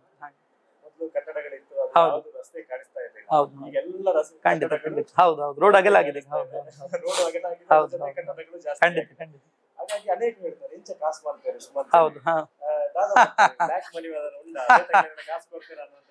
ಖಂಡಿತ ನೋಡಿ ಎಂತಂತ ಹೇಳಿದ್ರೆ ಇದು ಕಟ್ಟಡಗಳಲ್ಲ, ಇದು ನಮ್ಗೆ ಜೀವ, ನಮ್ಮ ಜೀವ. ಇದು ಕಟ್ಟಡಗಳು ಅಂತ ಹೇಳುವಂತ ಮಾತು ತಪ್ಪು. ಯಾಕಂದ್ರೆ ನಮ್ಗೆ ಇದು ಜೀವ, ನಮ್ಮ ಜೀವನವೇ ಇದು. ನಮ್ಗೆ ನನ್ನ ಜೀವನದಲ್ಲಿ ಇದು ಇದ್ರೆ ಮಾತ್ರ ಇನ್ನೊಂದು ಹೊಸ ಸಂಸ್ಥೆಯನ್ನು ಮಾಡ್ಬೋದು ಅಲ್ವಾ. ಹಾಗಾಗಿ ನಮ್ಗೆ ಇದು ಜೀವ ಅಂತ ಹೇಳುವಂತ ರೀತಿಯಲ್ಲಿ ನಾವು ಕೆಲಸ ಮಾಡುವಂಥದ್ದು. ಮತ್ತೊಂದು ಯಾವ್ದಂದ್ರೆ ನಮ್ಗೆ ಯಾವುದೇ ರೀತಿಯಲ್ಲಿ ನಾನು ಯಾರಿಂದ ಕೂಡ ಹಣ ತೆಕ್ಕೊಳ್ಳಿಲ್ಲ. ಬಿಲ್ಡಿಂಗ್ ಕಟ್ಟುವಾಗ ಸಣ್ಣ ಪುಟ್ಟದ ಸಾಲಗಳಿರ್ಬೋದು ಅಷ್ಟೇ ಬಿಟ್ರೆ ನಮ್ಗೆ ಏನಿದ್ರು ಕೂಡ ನ್ಯಾಷನಲ್ ಬ್ಯಾಂಕ್ನ ಮುಖಾಂತರ ಮಾತ್ರ ನಾವು ವ್ಯವಹಾರ ಮಾಡಿರುವಂಥದ್ದು. ಹಾಗಾಗಿ ಯಾರು ಕೂಡ ನಮ್ಗೆ ಪಾರ್ಟ್ನರ್ಸ್ಗಳು, ನಮ್ಮ ಪಾರ್ಟ್ನರ್ಸ್ಗಳು ಯಾರು ಅಂತ ಹೇಳಿ ನಮ್ಮಲ್ಲಿರುವಂತಹ ಬೋಧಕ ಹಾಗೂ ಬೋಧಕೇತರ ಸಿಬ್ಬಂದಿಗಳು. ಅವರಿಗೆ ನಮ್ಮ ಸಂಸ್ಥೆಗೆ 10 ರೂಪಾಯಿ ಲಾಭ ಆದ್ರೆ ಅವರಿಗೆ ಲಾಭ ಆಗ್ತದೆ. ಹಾಗಾಗಿ ಯಾರು ಕೂಡ ಇಲ್ಲ, ನಮ್ಗೆ ದೇವರು ಮತ್ತೆ ನಾವು ಅಷ್ಟೇ ಇರುವಂತದ್ದು. ಒಂದು ಲೈಫ್ ನಿಮ್ಮದೇನಿತ್ತು, ಲೆಕ್ಚರ್ ಆಗಿದ್ರಿ, ಒಂದು ಕಷ್ಟಕರ ಲೈಫ್ ಇತ್ತು. ಅದಾದ ನಂತರ ಇವತ್ತು ಚೇರ್ಮನ್ ಆದ ನಂತರ ಎಲ್ಲೋ ಒಂದ್ ಕಡೆ ನಿಮ್ಮ ಲೋಕಲ್ ಅಲ್ಲಿ ನಿಮ್ಮ ಫ್ರೀಡಮ್ ಎಲ್ಲಾದ್ರೂ ಕಳ್ಕೊಂಡಿದ್ದೀರಾ ಸರ್? ಒಂದು ಸೆಲೆಬ್ರಿಟಿ ಫೀಲ್ ಬಂದಿದೆ? ಇಲ್ಲ ಹಾಗೆಂತಿಲ್ಲಪ್ಪ. ನಾವು ಯಾಕೆಂದ್ರೆ ನಾವು ಸಾಮಾನ್ಯ ವ್ಯಕ್ತಿಗಳು, ನಾವು ಒಬ್ಬನೇ ಹೋಗಿ ಈಗಲೂ ಕೂಡ ಹೋಟೆಲ್ಗೆ ಹೋಗಿ ತಿಂಡಿ ತಿಂದು ಬರ್ತೇನೆ. ಹಾಗೆ ಖಂಡಿತ ಒಬ್ಬರೇ ಹೋಗಿ ತಿಂದು ಬರ್ತೇನೆ, ಅದ್ರಲ್ಲಿ ಏನಿಲ್ಲ. ಯಾಕಂತ ಹೇಳಿದ್ರೆ ನಮ್ಗೆ ನಾವು ಆತರ ದೊಡ್ಡ ಜನ ಆಗ್ಬೇಕು ಅಥವಾ ದೊಡ್ಡ ಹೆಸರು ಮಾಡ್ಬೇಕು ಅಂತ ಹೇಳಿ ಹೊರಟವರಾದ್ರೆ ಆತರ ಥಿಂಕ್ ಮಾಡ್ತಾರೆ. ನನ್ನ ಹಿಂದೆ ಒಂದು 10 ಮಂದಿ ಬೇಕು, ನನ್ನ ಹೋಗುವಾಗ ಒಂದು ಕಾರ್ 10 ಮಂದಿ ಕಾರ್ ಬರಬೇಕು, ಆತರ ಥಿಂಕ್ ಮಾಡ್ತಾರೆ. ನಮ್ದು ಉದ್ದೇಶ ಆತರ ಇಲ್ಲ. ನನ್ನ ಉದ್ದೇಶ ಏನಿದ್ರು ಕೂಡ ಪ್ರಾಮಾಣಿಕ ಉದ್ದೇಶ. ನಮ್ಮ ಸಂಸ್ಥೆಯಲ್ಲಿ ಯಾಕಂದ್ರೆ ನಾನು ತುಂಬಾ ಕಷ್ಟಪಟ್ಟವ. ಮನೆಯಲ್ಲಿ ಒಂದೊಂದು PUC ಯಲ್ಲಿ ಕೂಡ ಓದೋ ಸಂದರ್ಭದಲ್ಲಿ ಫೀಸ್ ಕಟ್ಲಿಕ್ಕೆ ಕೂಡ ಪರಮಪೂಜ್ಯ ಕಾವಂದ್ರರ ಆಶೀರ್ವಾದದಲ್ಲಿ ಅರ್ಧ ಫೀಸ್ ಕಟ್ಟಿಕೊಂಡು ನಾವು ಓದಿದವರು. ಹಾಗಾಗಿ ಇಂತಹ ಒಂದು ಒಳ್ಳೆಯ ಭವಿಷ್ಯವನ್ನು ರೂಪಿಸಬೇಕು ಮಕ್ಕಳಿಗೆ ಕೂಡ. ಈಗಲೂ ಕೂಡ ಅನೇಕ ನಮ್ಮಲ್ಲಿ ಬರುವಂತ ವಿದ್ಯಾರ್ಥಿಗಳು ಮಧ್ಯಮ ವರ್ಗದ ಮತ್ತೆ ಬಡ ವಿದ್ಯಾರ್ಥಿಗಳು, ಅಂತವರಿಗೆ ಒಂದು ಒಳ್ಳೆಯ ಜೀವನವನ್ನು ರೂಪಿಸಬೇಕು. ಒಂದು ಮಾತಿದೆ, if wealth is last nothing is last, if health is last something is last, but if character is last everything is last ಅಂತ ಹೇಳಿ. ಹಾಗಾಗಿ ನಮ್ಮ ಹತ್ರ ಹಣ ಇರ್ಬೋದು, ಅದು ಇವತ್ತು ತುಂಬಾ ನಾನು ಕೋಟ್ಯಾಧೀಶ ಆಗಿರ್ಬೋದು, ಅದು ಹೋಗ್ಬೋದು, ಒಂದೇ ನಿಮಿಷದಲ್ಲಿ ಕೂಡ ಕರಗಿ ಹೋಗ್ಬೋದು, ದೊಡ್ಡ ವಿಷಯ ಇಲ್ಲ, ಟೆನ್ಷನ್ ಮಾಡ್ಬೇಕಾಗಿಲ್ಲ. ಹೌದು ಇಲ್ಲ ಅಲ್ಲ ಹೇಳಿದ್ ನಾನು ಅಂತಲ್ಲ, ಯಾರ ಹತ್ರ ಕೂಡ ನಾನು ಯಾವುದೇ ರೀತಿ ಕೋಟ್ಯಾಧೀಶ. ನಾನು ಯಾಕೆ ಕೋಟ್ಯಾಧೀಶ ಅಂತ ಹೇಳ್ತೇನೆ, ನಾನು ಕಳೆದ ವರ್ಷ 250 ಮಕ್ಕಳಿಗೆ, ಅದು ಮಿಡ್ಲ್ ಹೇಳ್ತೀನಿ ನೋಡಿ, 250 ಮಕ್ಕಳಿಗೆ MBBS ಫ್ರೀ ಸೀಟ್ ಮಾಡಿ ಕೊಟ್ಟಿದ್ದೇನೆ. ಒಬ್ಬ MBBS ಫ್ರೀ ಸೀಟ್ಗೆ ಪೇಮೆಂಟ್ ಸೀಟಿಗೆ ಆದ್ರೆ 40 ಲಕ್ಷವರೆಗೆ ಖರ್ಚಿದೆ ಒಬ್ಬನಿಗೆ ವರ್ಷಕ್ಕೆ. 5 ವರ್ಷ MBBS ಮಾಡ್ಲಿಕ್ಕೆ ಮಿನಿಮಮ್ ಅಂದ್ರೆ 2.5 ಇಂದ 3 ಕೋಟಿ ಖರ್ಚಿರ್ತದೆ. ನೀವು ಇಮ್ಯಾಜಿನ್ ಮಾಡಿ, ಒಂದು 250 ಮಕ್ಕಳಿಗೆ ಇಂಟು 3 ಕೋಟಿ ಎಷ್ಟಾಯ್ತು ಸರ್? ಅಲ್ವಾ, ಎಷ್ಟು ಕೋಟಿ ಆಯ್ತು? ಒಂದು 106 ಕೋಟಿ ನಾವು ವಿದ್ಯಾರ್ಥಿಗಳಿಗೆ ಭವಿಷ್ಯ ರೂಪಿಸಿದ್ದೇವೆ. ಆ ಪೇರೆಂಟ್ಗಳಿಗೆ 106 ಕೋಟಿ ಹಣವನ್ನು ಉಳಿಸಿದ್ದೇವೆ. ಹಾಗಾಗಿ ನಾನು 106 ಕೋಟಿಯ ಒಡೆ ಅಂತ ಹೇಳಿಕ್ಕೆ ತುಂಬಾ ಖುಷಿಯ ವಿಚಾರ. ಹಾಗಾಗಿ ಒಂದು ಹಣ ಹೋದ್ರೆ ವಾಪಸ್ ಪಡಿಬಹುದು, ಆದ್ರೆ ಈಗಿನ ಕಾಲದಲ್ಲಿ ಆರೋಗ್ಯವೇ ಭಾಗ್ಯ ಅಂತ ಹೇಳ್ತೇವೆ. ಆದ್ರೆ ಟೆಕ್ನಾಲಜಿ ಮುಂದುವರೆದಿದೆ, ಆರೋಗ್ಯವನ್ನು ಕೂಡ ವಾಪಸ್ ಪಡಿಬಹುದು. Wealth is last something is last ಅಷ್ಟೇ. ಆದ್ರೆ ವ್ಯಕ್ತಿತ್ವ ಅಂತ ಹೇಳುವಂಥದ್ದು ಏನಾದ್ರು ಹೋದ್ರೆ ಅದನ್ನು ವಾಪಸ್ ಪಡೆಯುವುದು ತುಂಬಾ ಕಷ್ಟ. ಹಾಗಾಗಿ ನಮ್ಮ ವಿದ್ಯಾರ್ಥಿಗಳೇ ಒಳ್ಳೆಯ ವ್ಯಕ್ತಿತ್ವವನ್ನು ರೂಪಿಸುವಂತ ಪ್ರಾಮಾಣಿಕ ಪ್ರಯತ್ನವನ್ನು ಮಾಡ್ತೀವಿ. JEE ಮತ್ತೆ ನೀಟ್ ಎನ್ನುವಂತ ಕಾಂಪಿಟೇಟಿವ್ ಎಕ್ಸಾಮ್ ಹೌದು, ಫೋಕಸ್ಡ್ ಒಂದು ಕಾಲೇಜ್ ಅಲ್ಲಿ ಹೌದು. ನೀವು ರಾತ್ರಿ 12 ಗಂಟೆ ತನಕ ಹೌದು, ಕೂತು ಹೌದು, ಮಕ್ಕಳ ಹೌದು. ಸ್ಟಡಿ ಅವರಲ್ಲೆಲ್ಲ ಅವ್ರ ಹತ್ರ ಹೋಗಿ ಪರ್ಸನಲ್ ಆಗಿ ಹೌದು, ಮಾತಾಡಿ ಹೌದು, ಬರ್ತೀರಂತೆ. ಹೌದು. ಸೊ ಮಕ್ಕಳೊಟ್ಟಿಗೆ ನಿಮ್ಮ ಒಂದು ಬಾಂಡಿಂಗ್ ಹೇಗಿದೆ ಸರ್? ಈಗ ಒಂದು ಮಗು ಇವಾಗ ಓದ್ತಾ ಇದ್ರೆ ನೀವು ಹೇಗೆ ಅವ್ರ ಹತ್ರ ಹೋಗಿ ಮಾತಾಡ್ತೀರಾ ಅಂತ ತಿಳಿಸಿ sir. ಅಲ್ಲ, ಖಂಡಿತವಾಗಿ ಕೂಡ ಮಕ್ಕಳು ಅಂತ ಹೇಳಿ ನಾನು ಹೇಳಿದಲ್ಲ, ಮಕ್ಕಳಲ್ಲಿ ನಾವು ದೇವರನ್ನು ನೋಡುವುದು. ಯಾಕಂದ್ರೆ ಯಾವತ್ತೂ ಕೂಡ ಆ ಆ, ಒಬ್ಬ ಮಗ ಒಬ್ರು ಮಗಳಿರುವುದು ಈಗಿನ ಕಾಲದಲ್ಲಿ. ಒಬ್ರು ಮಗಳನ್ನು ಹೊಂದಿರುವಂತಹ ಅಪ್ಪ ಅಮ್ಮ ನಮ್ಮ ಮೇಲೆ ನಂಬಿಕೆಯಿಂದ ಎಷ್ಟೋ ದೂರ, ಬೆಳಗಾಂ ಇರ್ಬೋದು, ಚಿತ್ರದುರ್ಗದವರು, ಮತ್ತೆ ನಮ್ಮ ಬೆಂಗಳೂರಿನವರು ಹೈಯೆಸ್ಟ್ ಮಕ್ಕಳು, ಆಮೇಲೆ ನಮ್ಮ ಈ ಕಡೆ ಚಾಮರಾಜನಗರದಿಂದ, ಕೇರಳದಿಂದ, ಬಾಂಬೆಯಿಂದ, ದುಬೈಯಿಂದ ಕೂಡ ಅನೇಕ ಮಕ್ಕಳು ನಮ್ಮಲ್ಲಿ, ಕತಾರಿಂದ ಕೂಡ ಅನೇಕ ವಿದ್ಯಾರ್ಥಿಗಳು PUC ಗೆ ನಮ್ಮಲ್ಲಿ ಬಂದಿದ್ದಾರೆ. ಸೊ ಒಬ್ರು ಮಗಳು ತುಂಬಾ ಪ್ರೀತಿಯಿಂದ ಸಾಕಿ ಅವರು ನಮ್ಮ ಮೇಲೆ ನಂಬಿಕೆಯಿಂದ ಕಳಿಸಿರುವಾಗ ಅದನ್ನು ಉಳಿಸ್ಕೊಡುವಂತ ದೊಡ್ಡ ಜವಾಬ್ದಾರಿ ನಮ್ಮ ಮೇಲೆ ಇದೆ. ಹಾಗಾಗಿ ನಾವು ಮಕ್ಕಳಲ್ಲಿ ನಾವು ಒಂದು ನಾವೇ ಒಬ್ರು ಪೇರೆಂಟ್ ಆಗಿ, ನನ್ನ ಸ್ವಂತ ತಂಗಿ ಆದ್ರೆ ಹೇಗೆ ನೋಡ್ಕೊಳ್ತೇವೆ, ತಮ್ಮ ಆದ್ರೆ ಹೇಗೆ ನೋಡ್ಕೊಳ್ತೇವೆ, ಆ ತರ ನಾವು ಒಂದು ಮಾತಾಡೋದು. ಹೇಗಿದ್ಯಮ್ಮ, ಹೇಗಿದ್ಯಪ್ಪ, ಚೆನ್ನಾಗಿ ಓದ್ತಿದ್ಯಾ, ಹೇಗಾಯ್ತು, JEE ಎಕ್ಸಾಮ್ ಪ್ರಿಪರೇಷನ್ ಹೇಗೆ ಆಗ್ತಾ ಇದೆ, ಚೆನ್ನಾಗಿ ಆಗ್ತಾ ಉಂಟಾ, ಕ್ಲಾಸಸ್ ಎಲ್ಲ ರೆಡಿಯಾಗಿ ಆಗ್ತಾ ಉಂಟಾ ಅಂತ ಮಾತ್ರ ರೆಗ್ಯುಲರ್ ಆಗಿ ನಾವು ಮಕ್ಕಳ ಟಚ್ ಅಲ್ಲಿ ಇರುವಂತ ನಮ್ಮ ಸಂದರ್ಭ.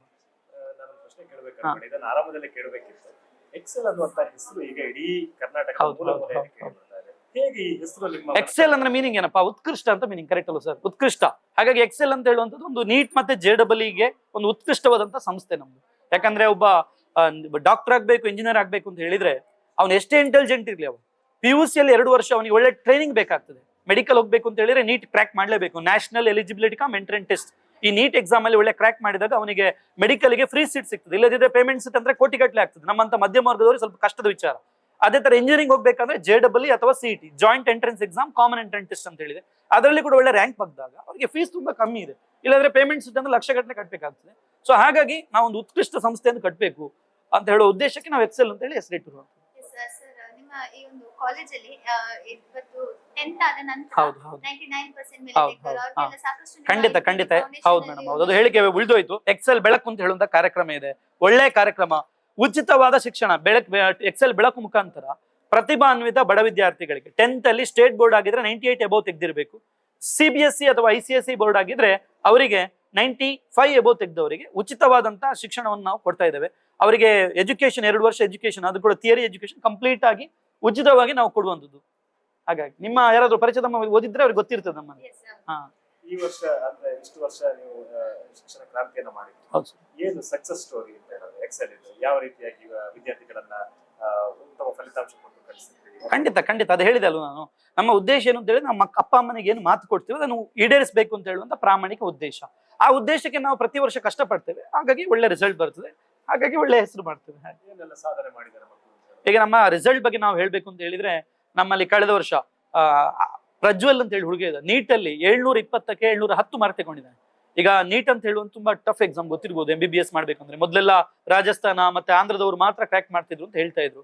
ಆದ್ರೆ ನಮ್ಮ ಹುಡುಗ ಪ್ರಜ್ವಲ್ ಅಂತ ಹೇಳುವ 720ಕ್ಕೆ 720 ಕೂಡ ತೆಗಿಬೇಕಿತ್ತವ. ಆದ್ರೆ 2 ಕ್ವಶನ್ ಅವ್ನು ಮಿಸ್ಟೇಕ್ ಮಾಡಿದ. ಅಂದ್ರೆ ಗೊತ್ತಿದ್ದ ಕ್ವಶನ್ ಮಿಸ್ಟೇಕ್ ಮಾಡಿದ ಕಾರಣ ಒಂದು OMR ಶೇಡ್ ಮಾಡೋ ಮಿಸ್ಟೇಕ್ ಮಾಡಿದ, ಇನ್ನೊಂದು ಡಿಗ್ರಿ ಸೆಲ್ಸಿಯಸ್ ಇತ್ತು, ಅದನ್ನ ಕೆಲ್ವಿನಿಗೆ ಮಾಡ್ಲಿಲ್ಲ ಅವ. ಹಾಗಾಗಿ 710 ಮಾರ್ಕ್ ತಕೊಂಡು ಒಂದು ಅತ್ಯುತ್ತಮ ರಿಸಲ್ಟ್ ತಗೊಂಡು ಇವತ್ತು ಏಮ್ಸ್ ನಂತಹ ಪ್ರತಿಷ್ಠಿತ ವೈದ್ಯಕೀಯ ಕಾಲೇಜಲ್ಲಿ ಮೆಡಿಕಲ್ ಮಾಡ್ತಾ ಇದ್ದಾನೆ. ಅದೇ ತರ ಆದಿತ್ ಜೈನ್ ಅಂತ ಹೇಳಿದ, ಅವನು ಕೂಡ 692 ಮಾರ್ಕ್ ತಗೊಂಡಿದ್ದಾನೆ.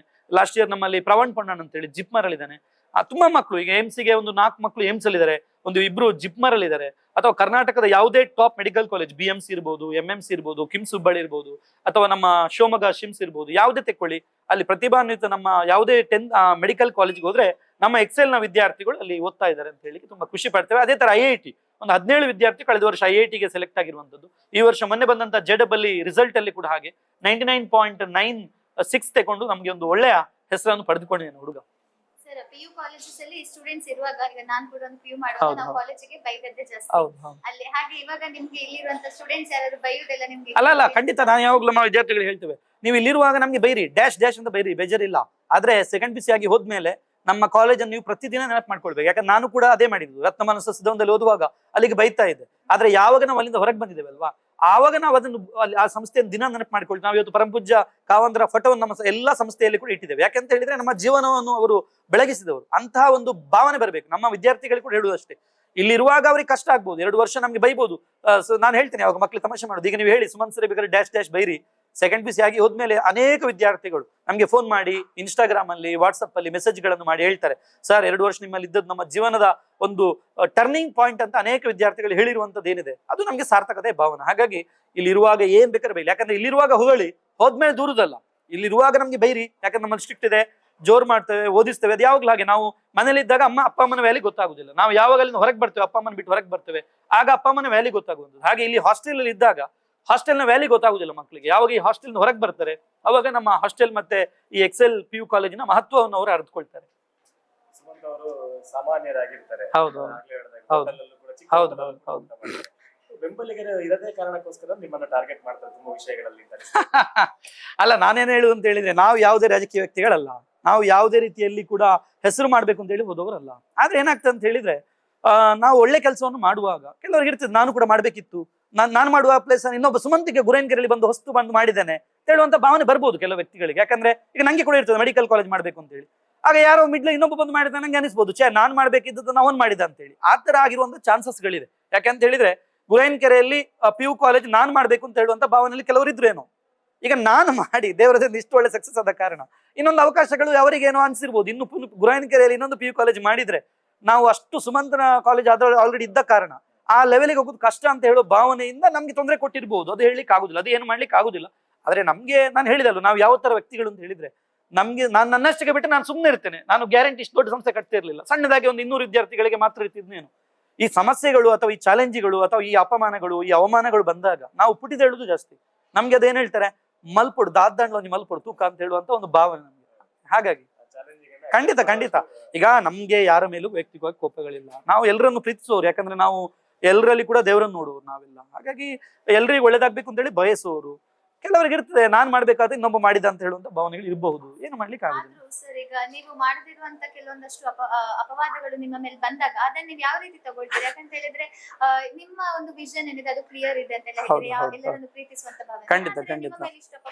ಅಪವಾದಗಳು ಅಂತ ಹೇಳಿ ಏನು ಬರ್ಲಿಲ್ಲ. ನಾವು ಸಣ್ಣ ಪುಟ್ಟದ, ಈಗ ಫಾರ್ ಎಕ್ಸಾಂಪಲ್ ಈಗ STP ಟ್ರೀಟ್ಮೆಂಟ್ ಪ್ಲಾಂಟ್ ಸಣ್ಣ ಪುಟ್ಟ ಸಮಸ್ಯೆಗಳಿರ್ಬೋದು, ಅಥವಾ ಏನೋ ಒಂದು ಹೊಸ ಬಿಲ್ಡಿಂಗ್ ಕಟ್ಟುವಾಗ ಕನ್ವರ್ಷನ್ ಕೆಲಸ ಬಾಕಿ ಇರ್ಬೋದು, ಅದೆಲ್ಲ ನಾವು ಸರಿ ಮಾಡ್ಕೊಂಡು ಹೋಗ್ತಿದ್ವಿ. ಹೊಸ STP ಅನ್ನು ನಾವು 15 ಲಕ್ಷ ಲೀಟರ್ ಅಂದ್ರೆ 5 ಕೋಟಿಯ ಒಂದು ಹೊಸ STP ಅಂದ್ರೆ ಸಿವೇಜ್ ಟ್ರೀಟ್ಮೆಂಟ್ ಪ್ಲಾಂಟ್ ಅಂತ ಹೇಳುವಂಥದ್ದು, ಮತ್ತೆ ಆ ನೀರಿನ ಶುದ್ಧೀಕರಣ ಘಟಕವನ್ನು ನಾವು ಮಾಡ್ತಾ ಇದ್ದೇವೆ. ಆ ನೀರು ಶುದ್ಧೀಕರಣ ಆದ್ಮೇಲೆ ಆ ನೀರಲ್ಲಿ ನಾವು ನಮ್ದೇ ತೋಟ ಇದೆ ಪಡಂಗಡಿಯಲ್ಲಿ, ಅಲ್ಲಿಗೆ ನಾವು ತೆಕೊಂಡು ಹೋಗಿ ಅಲ್ಲಿ ನಾವು ತೋಟಕ್ಕೆ ಹಾಕುವಂತ ಕೆಲಸವನ್ನು ಮಾಡ್ತಿದ್ದೇವೆ. ಅದರೊಟ್ಟಿಗೆ ಫ್ಲಶ್ಗಳಿಗೆ ಕೂಡ ಯೂಸ್ ಮಾಡುವಂಥದ್ದು, ಗಾರ್ಡನ್ಗೆ ಯೂಸ್ ಮಾಡುವಂಥದ್ದು, ಸಂಪೂರ್ಣವಾಗಿ ಗೋ ಗ್ರೀನ್. ಯಾಕಂದ್ರೆ ನಾವೊಂದು ಪರಿಸರ ಪ್ರೇಮಿಗಳು ನಾವು. ಹಾಗಾಗಿ ನಾವು ದೇವರುಗಳು ಪ್ರಕೃತಿಯನ್ನು ನಂಬುವವರು ನಾವು. ಹಾಗಾಗಿ ನಂಗೆ ಪ್ರಕೃತಿ ಬಗ್ಗೆ ವಿಶೇಷ ಕಾಳಜಿಯನ್ನು ಹೊಂದಿದವ. ಹಾಗಾಗಿ ಅದರ ಬಗ್ಗೆ ಕೂಡ ನಾವು ಪ್ರಾಮಾಣಿಕವಾಗಿ ಹೊಸ STP ಕೆಲಸಗಳನ್ನು ಕೂಡ ಮಾಡ್ತಿದ್ದೇವೆ. ಮತ್ತೆ ನಮ್ದು ಕನ್ಸ್ಟ್ರಕ್ಷನ್ ಕೂಡ ಅಷ್ಟೇ, ಹೊಸ ಕನ್ಸ್ಟ್ರಕ್ಷನ್ಗಳು ಆಗ್ತಾ ಇದೆ. 9/11 ಬಾಕಿ ಇದೆ, ಅದೀಗ ಆಗ್ತಾ ಬಂತು, ತಕ್ಷಣ ಸ್ಟಾರ್ಟ್ ಆಗ್ತದೆ. ಕೊನೆಯ ಪ್ರಶ್ನೆ. ತುಂಬಾ ಚಿಕ್ಕ ಏಜ್ ಅಲ್ಲಿ ಯಶಸ್ಸನ್ನ ಕಂಡಿದ್ದೀರಿ. ಹೌದು. ತುಂಬಾ ನೋಡ್ಲಿಕ್ಕೂ ಸ್ಟೈಲಿಶ್ ಆಗಿದ್ದೀರಿ, ಸ್ಮೈಲಿ ಆಗಿದ್ದೀರಿ. ತುಂಬಾ ಹುಡುಗಿಯರು ತುಂಬಾ ಜನ ಪ್ರಪೋಸ್ ಎಲ್ಲ ತಂದಿದ್ದಾರೆ, ಆದ್ರೂ ಕೂಡ ಸುಮಂತ್ ಅವ್ರ ಮದುವೆಗೆ ಮನಸ್ಸು ಮಾಡ್ತಾ ಇಲ್ಲ ಅಂತ. ಇಲ್ಲ ಹಾಗೇನಿಲ್ಲ. ಸಕ್ಸಸ್ ನಾನು ಹೇಳ್ತೇನೆ ಕೇಳಿ, ನಮ್ಗೆ ಯಾವತ್ತೂ ಕೂಡ ನನ್ಗೆ ಸ್ವಂತಕ್ಕೆ ಅಂತ ಹೇಳಿ ಯಾವ್ದು ಭಾವನೆಗಳಿಲ್ಲ. ನಮ್ದೇನಿದ್ರು ಕೂಡ ಸಮಾಜಕ್ಕೆ ಅಂತ ಹೇಳುವಂತ ಪ್ರಾಮಾಣಿಕ ಭಾವನೆ ಇದೆ. ಯಾಕಂದ್ರೆ ಈಗ 10 ರೂಪಾಯಿ ಉಳಿದ್ರೆ ಕೂಡ 10 ರೂಪಾಯಿ ನನ್ನ ಕಿಸೆಗೆ ನಾನು ಮನೆಗೆ ತಕೊಂಡು ಹೋಗುದಿಲ್ಲ. ಯಾಕಂದ್ರೆ ಮನೆಯಿಂದಲೇ ನಮ್ಗೆ ತೋಟದಲ್ಲಿ ಬರುವಂತ ಇನ್ಕಮ್ ಅನ್ನು ನಾನು ತಂದು ಕಾಲೇಜಿಗೆ ಹಾಕಿರಬಹುದು. ಹಾಗಾಗಿ ನಾವು ಒಳ್ಳೆ ಕೆಲಸವನ್ನು ಮಾಡುವಂತ ಉದ್ದೇಶ ಇರುವ ಕಾರಣ ನನ್ಗೆ ವೈಯಕ್ತಿಕ ಜೀವನ ಬಗ್ಗೆ ಆಲೋಚನೆಯನ್ನು ಮಾಡ್ಲಿಕ್ಕೆ ಹೋಗ್ಲಿಲ್ಲ. ಇನ್ನೂ ಕೂಡ ನನ್ನ ಏನು ಜೀವನ ಇದ್ರೂ ಕೂಡ ಸಾಮಾಜಿಕ ವಿಕಾಸನದ ಕಡೆಗಿರುವಂತದ್ದು. ಈಗ ಬರುವ ನನ್ನ ಬರ್ತ್ಡೇಗೆ ಒಂದು ಹೊಸ ಒಂದು ಪ್ರೊಜೆಕ್ಟರ್ ಮಾಡಿದೆ, ಸರಸ್ವತಿ ಗೋಶಾಲೆ ಅಂತ ಹೇಳುವಂತ ಸಣ್ಣ ಗೋಶಾಲೆಯನ್ನು ಕೂಡ ಪ್ರಾರಂಭ ಮಾಡುವಂತ ನಿಟ್ಟಿನಲ್ಲಿ ಕೆಲಸವನ್ನು ಮಾಡ್ತಿದ್ವಿ. ಯಾಕಂತ ಹೇಳಿದ್ರೆ ವಿದ್ಯಾರ್ಥಿಗಳಿಗೆ ಗೋವಿನ ಮಹತ್ವವನ್ನು ತಿಳಿಸಬೇಕು ಅಂತ ಹೇಳುವಂಥದ್ದು. ಯಾಕಂದ್ರೆ ನಾನು ಒಬ್ಬ ರತ್ನಮಾನಸರು ಇದ್ದ ಕಾರಣ ಆ ಗೋವಿನ ಮಹತ್ವವನ್ನು ತಿಳ್ಕೊಂಡಿದ್ದೇನೆ. ಹಾಗಾಗಿ ಒಂದು ಸಣ್ಣ ಮಟ್ಟಿಗೆ ಒಂದು ಸರಸ್ವತಿ ವಿದ್ಯಾ ಗೋಶಾಲೆ ಅಂತ ಹೇಳುವಂಥದ್ದು ಕೂಡ ಪ್ರಾರಂಭ ಮಾಡ್ಲಿಕ್ಕಿದ್ದೇವೆ. ಆಮೇಲೆ ಬರುವ ಜೂನ್ ತಿಂಗಳಲ್ಲಿ ಇಡೀ ದಕ್ಷಿಣ ಕನ್ನಡ ಬೆಳ್ತಂಗಡಿ ತಾಲೂಕಿನ ಎಲ್ಲಾ ಗ್ರಾಮದ ಬಡ ಮತ್ತು ಪ್ರತಿಭಾನ್ವಿತ ಎಲ್ಲ ವಿದ್ಯಾರ್ಥಿಗಳಿಗೆ ಕೂಡ ಉಚಿತವಾಗಿ ಪುಸ್ತಕ ಮತ್ತೆ ಬ್ಯಾಗ್ ಮತ್ತೆ ಲೇಖನಿಗಳನ್ನು ಕೊಡುವಂತಹ ಕಾರ್ಯಕ್ರಮಕ್ಕೆ ಕೂಡ ನಾವು ಚಾಲನೆಯನ್ನು ಶೀಘ್ರವಾಗಿ ನೀಡಲಿಕ್ಕಿದ್ದೇವೆ. ಭವಿಷ್ಯದಲ್ಲಿ ಇಂತಹ ಸಾಮಾಜಿಕ ಕಾರ್ಯಕ್ರಮಗಳು ಯಾವುದೇ ಇರಬಹುದು ಅಂತದಕ್ಕೆಲ್ಲ ಕೂಡ ಎಕ್ಸೆಲ್ ಸಂಸ್ಥೆ ಯಾವತ್ತೂ ಕೂಡ ಇರ್ತದೆ. ಎಕ್ಸೆಲ್ ಬೆಳಕು ಅಂತ ಹೇಳುವಂತ ಒಂದು ಒಳ್ಳೆಯ ಕಾರ್ಯಕ್ರಮದ ಮುಖಾಂತರ ಸಮಾಜಕ್ಕೆ ಏನಾದ್ರೂ ಒಂದು 4 ಮಂದಿಗೆ ಆಧಾರ ಆಗ್ಬೇಕು ಅಂತ ಹೇಳುವಂತ ಪ್ರಾಮಾಣಿಕ ಪ್ರಯತ್ನ. ಈ ಒಂದು ಇಂಟರ್ವ್ಯೂ ಮುಖಾಂತರ ಸಾಕಷ್ಟು ಜನರ ಹಾರ್ಟ್ ಬ್ರೇಕ್ ಆಗಿದೆ ಅಂತ ಹೇಳಿದ್ರೆ ತಪ್ಪಾಗ್ಲಿಕ್ಕಿಲ್ಲ. ಅನೇಕ ಪ್ರಶ್ನೆಗಳಿಗೆ ಉತ್ತರ ಸಿಕ್ಕಿದಾಗ ಆಯ್ತು. ಧನ್ಯವಾದಗಳು. Thank you. ಒತ್ತಡದ ನಡುವೆ ಕೂಡ ನಮ್ಮ ಸಂಸ್ಥೆ ಮೇಲೆ ಪ್ರೀತಿಯಿಂದ U+ ಚಾನೆಲ್ ಅವರು ನಮ್ಮ ಮೇಲೆ ಬಂದಿದ್ದೀರಿ. ಪ್ರಮುಖವಾಗಿ ನಮ್ಮ ಮುಖ್ಯಸ್ಥರಾದಂತಹ ದಿನೇಶ್ ಅವರಿಗೆ ಎಕ್ಸೆಲ್ ಸಂಸ್ಥೆ ಪರವಾಗಿ ತುಂಬ ಹೃದಯ ಧನ್ಯವಾದಗಳು. ಹಾಗೆ ಇವತ್ತಿನ ಕಾರ್ಯಕ್ರಮ ನಿರೂಪಿಸಿದಂತ ಅತ್ಯುತ್ತಮ ರೀತಿಯಲ್ಲಿ ನಿರೂಪಿಸಿದಂತ ನಮ್ಮ ಸಂಸ್ಕೃತಿ ಮೇಡಮ್ ಮತ್ತೆ ನಮ್ಮ ಕಿರಣ್ ರವರಿಗೆ ನಮ್ಮ ಎಕ್ಸೆಲ್ ಸಂಸ್ಥೆ ಪರವಾಗಿ ತುಂಬ ಹೃದಯ ಧನ್ಯವಾದಗಳನ್ನು ಹೇಳಿಕ್ಕೆ ಇಷ್ಟಪಡ್ತೇನೆ. ಒಂದು ಕನಸು, ಒಂದು ನಿರ್ಧಾರ, 2 ವರ್ಷಗಳು. ನಿಮ್ಮ ಭವಿಷ್ಯ ಕಟ್ಟಲು ಎಕ್ಸೆಲ್ PU ಕಾಲೇಜ್ ಗುರುವಾನ್ಕೆರೆ. ವಿಶೇಷ ಮತ್ತು ಇಂಟಿಗ್ರೇಟೆಡ್ ತರಬೇತಿ, ಅನುಭವಿ ಅಧ್ಯಾಪಕರು, ನಿಯಮಿತ ಪರೀಕ್ಷೆಗಳು, ವೈಯಕ್ತಿಕ ಮಾರ್ಗದರ್ಶನ. ಇದು ಕೇವಲ PU ಕಾಲೇಜ್ ಅಲ್ಲ, ನಿಮ್ಮ ಯಶಸ್ಸಿನ ಆರಂಭ ನೆಲೆ. Admissions open now, seats filling fast. Join Excel PU College where competitive dreams begin.